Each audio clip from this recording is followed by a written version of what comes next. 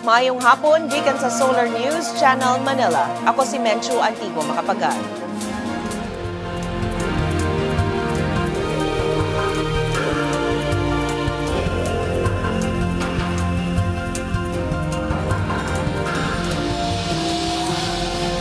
Aniya mga balita alang sa Kabisayan ug Mindanao.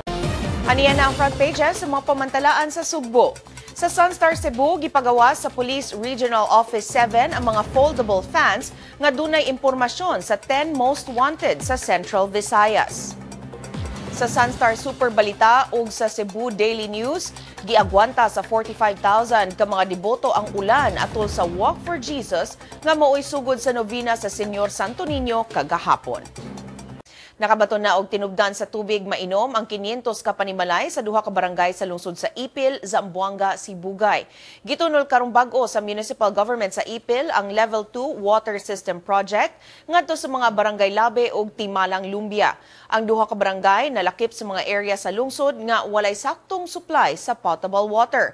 Nagsugod ang proyekto ni adtong pang July 2012. Matod ni Municipal Planning and Development Coordinator Nympha Diputado, usa ang lungsod sa Ipil sa mga waterless municipalities sa Rehiyon 9. Hinungdan nga gihingusgan sa lungsod ang water project subay sab sa poverty reduction programs sa kagamhanan. Hugot na ang seguridad sa Pagadian City alang sa pagpahigayon sugod sa Lunes sa Pasalamat Festival sa Dakbayan. Si Jong Kajon adunay detalye. Jong? Mencho, gibantayan karon ang tibuok dakbayan sa Pagadian sa mga sakop sa kapulisan ug militar agig pagpangandam sa usa ka semanang Pasalamat Festival.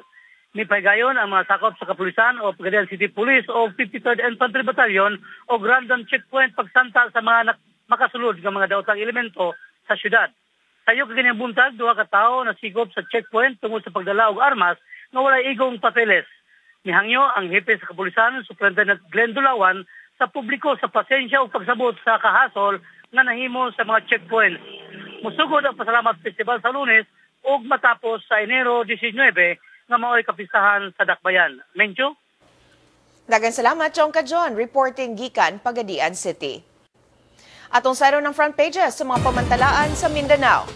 Sa Bandera Mindanao, duha ka sakop sa MILF ang patay ug duha ka civilian volunteers ang samdan tungod sa rido o clan war sa North Cotabato.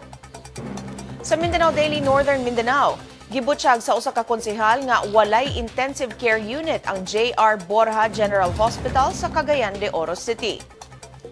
Sa Mindanao Daily Western Mindanao, patay ang usa ka barangay kapitan sa ambush sa buog Zamboanga, Sibugay. Sa Mindanao Daily Caraga, gibutyag sa Department of Health nga misaka sa 7% ang mga kaso sa dengue sa Caraga Region. Og sa Mindanao Daily Davao, nagpiket ang mga militante at ubangan sa opisina sa Social Security System og sa Philippine Health Insurance Corporation sa Davao City. Kung bot ninyo matanaw pag-usabang episode karon sa Solar News Cebuano, i-like ang among Facebook page, Solar News Cebuano. Bisitahi sab ang among website, www.solarnews.ph.